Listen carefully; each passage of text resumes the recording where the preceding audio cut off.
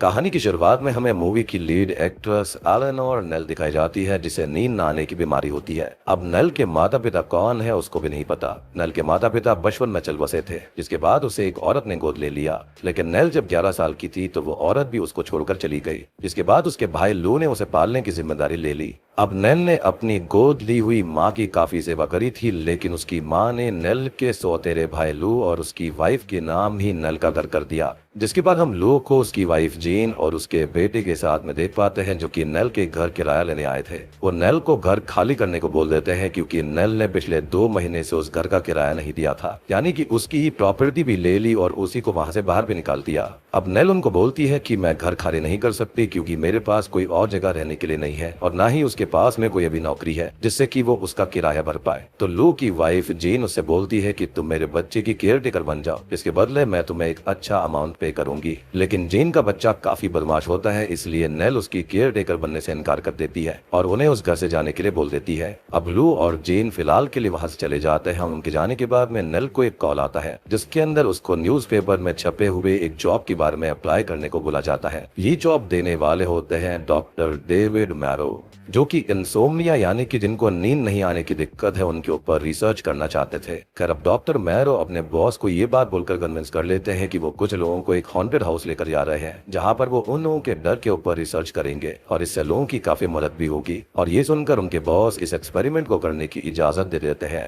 इधर नेल को पैसों की काफी जरूरत होती है, इसलिए वो इस रिसर्च का हिस्सा बनने के लिए मान जाती है और एक हॉन्टेड हाउस चली जाती है, जहाँ पर डॉक्टर मैरो उसके ऊपर रिसर्च करते हैं। लेकिन जब वो उस हॉन्टेड हाउस के पास पहुंचती है तो उस घर का वॉचमैन यानी कि मिस्टर डर्टली उसे अंदर जाने से रोकते हैं और यहाँ पर उससे आने की वजह पूछते हैं, जिसके बाद में नेल उन्हें पूरे मांजरे के बारे में बताती है। अब मिस्टर डर्टली उसे अंदर जाने की परमिशन दे देते हैं, जहाँ पर अंदर जाकर उसकी मुलाकात होती है मिसेस डर्टली से। अब मिसेस डर्टली उसे एक रेड रूम नाम का कमरा दिखाती है और उससे ये बोलती है कि इस घर के मालिक की मौत के बाद वो यहाँ पर आने वाली पहली गेस्ट है। मिसेस डर्टली उसको ये भी बोलती है कि वो रात होने से पहले शहर चली जाती हैं और अगर नेल और उसकी टीम यहाँ पर रहेगी तो यहाँ पर उनकी चीख ही सुनने वाला कोई भी नहीं रहेगा। लेकिन ऑब्वियस सी बात होती है कि नेल को मिसेस डर्टली की ये बात समझ में नहीं आती और मिसेस डर्टली की बातों से साफ था कि इस घर के अंदर कुछ तो अजीब है, जो कि नेल से वो बताना चाहती थी। लेकिन तभी नेल की दूसरी टीम में भी वहां पर आ जाती है, जो कि इस एक्सपेरिमेंट के अंदर हिस्सा बनने वाली थी, जिसका नाम थियोडोरा होता है। जिसके बाद में मिसेस डर्टली वो सारी बातें थियोडोरा को भी बताती है, लेकिन नेल और थियोडोरा उसकी बातों पर ज्यादा ध्यान नहीं देती, इसलिए मिसेस डर्टली वहां से चली जाती है। खैर अभी दोनों ही लेडीज एक दूसरे को अपनी फैमिलीज के बारे में बताती हैं और थियोडोरा और नेल की कंडीशंस काफी मिलती जुलती थी, इसलिए ये दोनों काफी अच्छी दोस्त बन जाती हैं और पूरे घर को एक्सप्लोर करने लगती हैं। और यहाँ पर उन्हें बहुत सारे स्टैचूज दिखते हैं, लेकिन कमाल की बात तो ये थी कि इस पूरे घर के अंदर उनको एक भी मिरर नहीं मिलता। घूमते घूमते दोनों एक मूर्ति के पास आकर रुकती हैं और उसको देखने लगती हैं। उस मूर्ति में छोटे छोटे बच्चे और एक नर्क का शैतान बना हुआ था, जिसके अंदर वो बच्चे होते हैं। वो स्वर्ग की तरफ जाना चाहते हैं, लेकिन नर्क के शैतान ने उनको रोक कर रखा हुआ है। खैर ये दोनों ही सब चीज देख रही होती है कि तभी इसी बीच में डॉक्टर मैरो और उनके बाकी टीममेट्स उस घर के अंदर आते हैं, जिसके बाद ये दोनों जाकर उनसे मिलती हैं। डॉक्टर मैरो के साथ एक ल्यूक नाम का बंदा, एक लड़की मैरी और 2 असिस्टेंट होते हैं। मैरी को ये घर बहुत डरावना लगता है और उनको ऐसा लगता है जैसे कि वो यहाँ पर रहना नहीं चाहती, लेकिन उसकी भी कोई ना कोई मजबूरी है और उसको यहाँ पर सबके साथ रहना पड़ेगा। खैर अब अगले सीन में हम डॉक्टर और उनके सभी टीममेट्स को डिनर टेबल पर देखते हैं, जहाँ पर वो सभी एक दूसरे से बातें कर रहे होते हैं और एक दूसरे से सवाल कर रहे होते हैं कि वो रात में क्या करते हैं जब उनको नींद नहीं आती है। तो तभी डॉक्टर मैरो उनसे झूठ बोलते हैं कि वो इंसोम्निया के ऊपर स्टडी कर रहे हैं और इसलिए उसने सभी को यहाँ पर बुलाया है, लेकिन वास्तव में वो इंसान के अंदर जब डर पैदा होता है तब उसके अंदर क्या क्या साइकोलॉजिकल चेंजेस आते हैं वो उसके ऊपर रिसर्च कर रहे थे और ये बात उन्होंने किसी को भी नहीं बताई थी और यही रीजन है कि उन्होंने ये हॉन्टेड हाउस चुना था रिसर्च करने के लिए। खैर अब इसी बीच मैरी नेल से पूछती है कि उसको नींद क्यों नहीं आती, तो नेल उसको बताती है कि नींद तो आती है, लेकिन नींद में उसे उसकी माँ के पुकारने की आवाजें सुनाई देती हैं। उसका कहना था कि उसने अपने बचपन में अपनी माँ का बहुत ही ज्यादा ख्याल रखा था और उनके जाने के बावजूद भी उसे अपनी माँ की आवाजें सुनाई देती हैं, जो कि जोर जोर से उसका ही नाम पुकारती हैं और इसलिए रात में उसकी नींद खुल जाती है। खैर इसके बाद में डॉक्टर मैरो उन्हें उनके टेस्ट पेपर्स देते हैं जिन्हें उनको फिल करना था और साथ ही वो उनको बोलते हैं कि वो लोग इस घर से बाहर नहीं जा सकते। तभी लोग उनसे इस घर के इतिहास के बारे में पूछता है कि इस घर को आखिर बनवाया किसने था। तभी डॉक्टर मैरो उसको बताते हैं कि एक यूक्रेन नाम के मिलियनेयर ने इस घर को बनाया है, जो कि अपनी वाइफ रीने क्रेन के साथ साथ यहाँ पर रहता था, लेकिन उन दोनों हस्बैंड वाइफ को कभी बच्चा नहीं हुआ, इसलिए उसे बच्चों से काफी लगाव था और यही वजह है कि इस घर में हर जगह बच्चों की मूर्तियां हैं। लेकिन उसके बाद यू की वाइफ की मौत हो गई और यू ने बहुत ज्यादा काम किया, लेकिन फिर यू ने इस घर का निर्माण जारी रखा और इस घर के अंदर काफी कमरे बनवाए। उस टाइम पर भी लोगों का ये मानना था कि इस घर से छोटे बच्चों की रोने की आवाजें आती हैं। अब डॉक्टर की इस बात को मैरी बहुत ध्यान से सुन रही होती है और फिर वो डॉक्टर और बाकी टीममेट से बोलती है कि इस घर में कुछ तो अजीब है। ऐसा लगता है कि इनके दरवाजे और यहाँ पर मौजूद मूर्तियां हमसे कुछ कहना चाहती हैं, जैसे कि वो जिंदा हो। खैर, अब ये बोलकर मैरी पास ही पड़े एक पियानो के पास जाती है और उस पियानो के स्ट्रिंग्स को छूने लगती है। तभी अचानक से ही वो स्ट्रिंग्स टूटकर मैरी के चेहरे में लग जाती है और उसके चेहरे से खून आना शुरू हो जाता है। इसके बाद डॉक्टर और उसके सभी टीममेट्स मैरी को संभालते हैं और डॉक्टर अपने एक असिस्टेंट को बुलाकर मैरी को उसके साथ शहर के हॉस्पिटल भेज देता है। खैर, अब जब डॉक्टर यहाँ पर लूक के साथ बाहर अकेला होता है तब वो उसको बताता है कि यू की वाइफ कैरोलाइन ने इस घर में खुद को फांसी लगाकर मारा था और ये सुनकर ल्यूक बिल्कुल शॉक हो जाता है। और सबसे अजीब बात ये थी कि पहले तो यू की वाइफ का नाम देने बताया गया था, अब यहाँ पर कैरोलाइन की बात चल रही थी, तो ये मांजरा क्या था, तो इसके बारे में थोड़ी देर में जानकारी मिलेगी। खैर, अब इधर हम नोटिस करते हैं कि डॉक्टर ने अपने टेप रिकॉर्डर में आज की सारी बातें रिकॉर्ड करी थी, जिसको सुनकर हमको समझ में आता है कि डॉक्टर ये सारी कहानी सिर्फ उन सभी को डराने के लिए बता रहा था, ताकि वो लोग इतने बड़े घर में थोड़ा डर सके और वो अपने डर के टेस्ट को अंजाम देने में कामयाब हो जाए।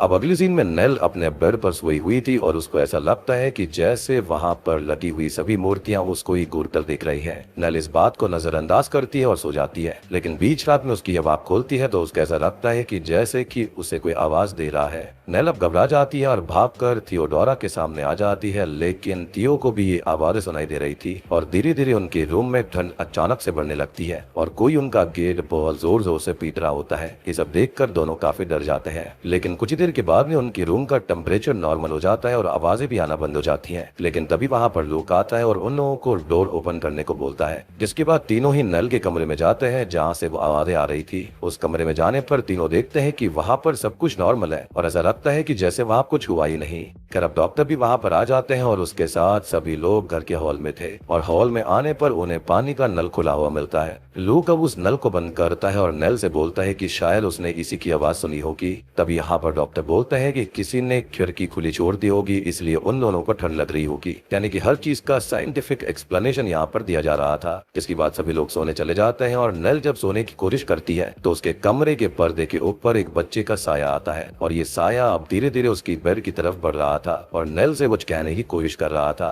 नेल उस साये की आवाजें सुनकर उठ जाती है और वो उठकर अपने रूम की खिड़की बंद करके वापस से सोने की कोशिश करती है। अब अगली सुबह नेल डॉक्टर के दिए गए टेस्ट पेपर्स को कंप्लीट कर रही होती है, लेकिन तभी लूक वहां पर आता है और नेल से बोलता है कि इस घर को जिसने बनाया वो एक गंदा इंसान होगा और वो सारे बच्चों को गुलामी कराता होगा। लेकिन नेल उसकी बात बीच में ही काटती है और लूक से बोलती है कि जो भी हो, लेकिन उसने इस घर को बहुत ही शानदार बनाया है। जिसके बाद में लूक वहां से चला जाता है और नेल को फिर से वो आवाजें आना शुरू हो जाती है और इस बार उसको एक परछाई भी दिखाई देती है। ये देखकर वो काफी डर जाती है और बाकी टीममेट्स के पास चली जाती है। खैर, इसी बीच अब लूक को कैरोलाइन की पेंटिंग के ऊपर खून से वेलकम होम नेल लिखा हुआ मिलता है, या फिर ये कहें कि वेलकम होम एलेनोर लिखा हुआ मिलता है। ये देखकर लोग सभी को वो पेंटिंग दिखाता है। वो पेंटिंग देखकर सभी लोग डर जाते हैं और कंफ्यूज हो जाते हैं कि कोई ऐसा पेंटिंग के ऊपर क्यों लिखेगा। सभी नेल के ऊपर शक करते हैं क्योंकि उसी का नाम उस पेंटिंग पे था, पर असल में किसी को भी नहीं पता था कि ऐसा किसने लिखा, न ही नेल को पता था। अब नेल डॉक्टर से बोलती है कि मेरा यकीन कीजिए कि ये सब मैंने नहीं लिखा है, यहाँ पर कोई अनजान शक्ति है जो कि ये सब कर रही है। उसका अभी भी मानना था कि यहाँ पर सुपर नेचुरल ऑकरेंसेस हो रही है, लेकिन डॉक्टर उसकी बात मानने पर तैयार नहीं थे। ऑब्वियस सी बात है, वो डॉक्टर है, ये सब बातें कैसे मानेंगे, क्योंकि उनका ऐसा लग रहा था कि यहाँ पर ऐसी कोई भी अनजान शक्ति मौजूद नहीं है और ये सब उन लोगों का ही वहम है। खैर, अब नेल मन ही मन में यहाँ पर छिपे हुए राज को पता लगाने की ठान लेती है और सबके सामने खुद को सही साबित वो करना चाहती थी। नेल के मन में डर तो था, लेकिन एक जिद भी थी कि उसे कुछ करना है जिससे कि वो खुद को सही साबित कर पाए। इसलिए नेल उस घर में फिर से घूमना शुरू करती है और उस घर में मौजूद हर एक रूम को देखने लगती है। इसी बीच उसे ह्यू का एक सीक्रेट ऑफिस दिखाई देता है, यानी कि इस घर के प्रीवियस ओनर का। नेल उसके अंदर चली जाती है और वहां पर रखी हुई चीजों से उसको ये पता चलता है कि यू का एक कॉटन मिल भी था जहां पर वो छोटे बच्चों से मजदूरी करवाता था और उसने बहुत से अनाथ बच्चों को अपने घर में टॉर्चर किया और फिर उनको मार डाला। उनकी बॉडीज को उसने इसी घर में दफना दिया था। यहाँ पर यू के ऐसा करने का राज भी हम समझ पाते हैं क्योंकि उसका और रिने का कोई भी बच्चा नहीं था, इसलिए यू के मन में बच्चों के प्रति काफी गुस्सा था। इसलिए वो बच्चों को पकड़कर टॉर्चर करता फिर मारकर उन्हें यहाँ पर दफना दिया करता। यहाँ तक कि उन बच्चों के मरने के बाद भी उनकी आत्माओं तक को उसने कैद करके रख लिया था। यानी कि इस घर के अंदर होने वाली सुपर नेचुरल ऑकरेंसेस बिल्कुल रियल थी।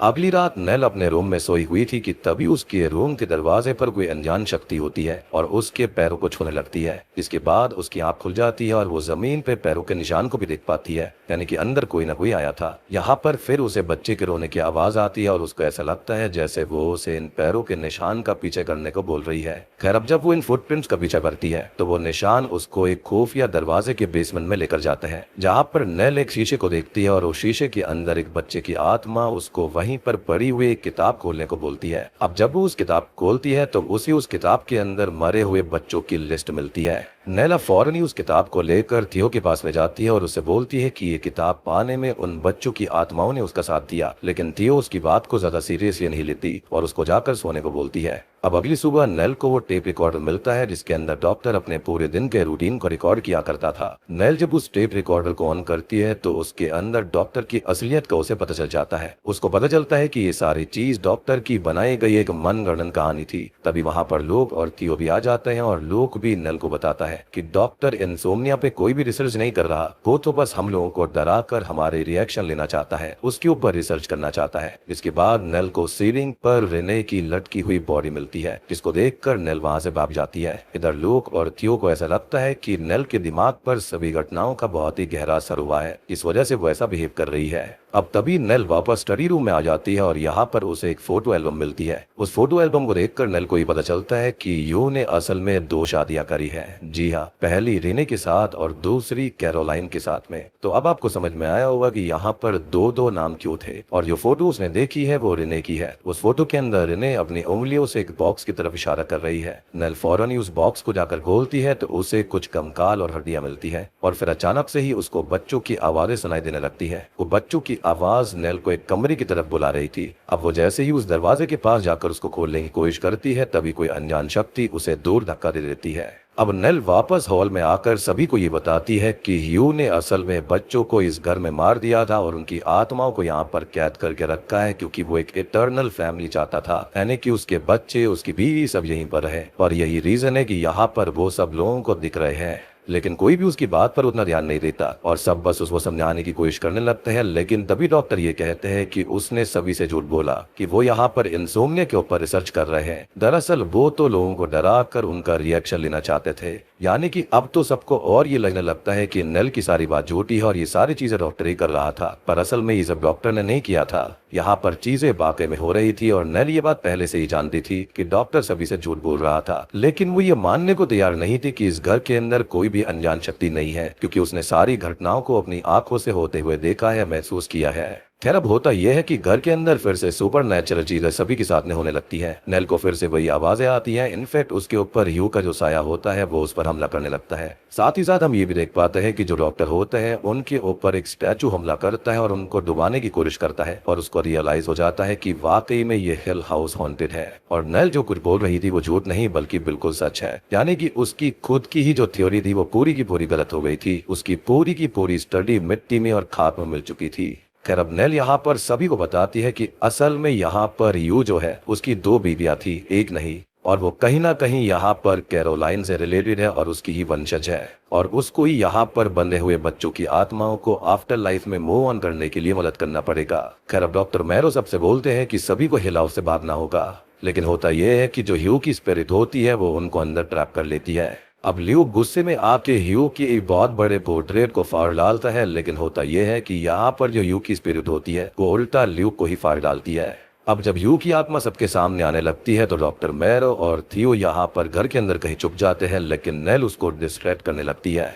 अब नेल को ये रियलाइज होता है कि जो ह्यू की स्पिरिट है वो बच्चों के डर पर जी रही है, और यहाँ पर नेल भी डरी हुई थी, और तभी नेल ये बोलती है कि वो उससे बिल्कुल ही डरती। इसके बाद में होता यह है कि ये जो स्पिरिट होती है यानी कि इविल स्पिरिट, उसके चलते यहाँ पर वो कमजोर होने लगती है, यानी कि ह्यू की स्पिरिट कमजोर हो गई थी। और वहां पर एक दरवाजा होता है जहां पर बहुत ही भयानक पेंटिंग वगैरह बनी हुई थी, जहां पर एक शैतान भी होता है जो कि कोई और नहीं बल्कि यहाँ पर वो ह्यू ही था। अब तभी यहाँ पर वो जो गेट होता है वहां से बहुत ही भयानक तरह की चीजें बाहर निकलने लगती है, जिसके जरिए होता यह है कि जो ह्यू की स्पिरिट होती है वो नेल को अपने साथ ही खींचने लगती है। लेकिन वहां पर जो बच्चों की स्पिरिट्स होती है वो उसको आजाद करवाती है, लेकिन अल्टीमेटली वो मारी जाती है। अब जो नेल की सोल होती है ना, वो यहाँ पर आजाद हो जाती है, और चिल्ड्रन को भी वो फ्री कर चुकी थी, यानी कि उनकी स्पिरिट को फ्री कर चुकी थी, और यहाँ पर ह्यू को भी सजा मिल चुकी थी। और यहाँ पर इनकी आजादी का रास्ता कोई और नहीं बल्कि नेल की सोल ही थी, और इसलिए ही यहाँ पर वो आई थी। और एक बहुत ही शॉकिंग बात ये भी रिवील होती है कि असल में नेल को डॉक्टर ने कॉल किया ही नहीं था, जी हाँ, बल्कि यही की स्पिरिट ने उसको कॉल किया था,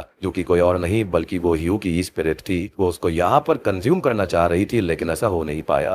खैर फाइनली यहाँ पर इन सभी की स्पिरिट जो होती है वो हेवन की तरफ चली जाती है, और ह्यू की स्पिरिट हेल की तरफ पहुंच जाती है। अब अगली सुबह होता यह है कि जो डॉक्टर मैरो होते हैं और थियो होते हैं वो डडली से फ्रंट गेट पर मिलते हैं, जहाँ पर मिस्टर डडली डॉक्टर से पूछते हैं कि क्या उनको जवाब मिल चुका है जो वो जानना चाहते थे, लेकिन डॉक्टर और थियो वहां से बिना कुछ कहे ही निकल जाते हैं। ऑब्वियस सी बात थी कि यहाँ पर उनके पास कहने के लिए कुछ भी नहीं था। और इसी के साथ में ये मूवी यहीं पर खत्म हो जाती है।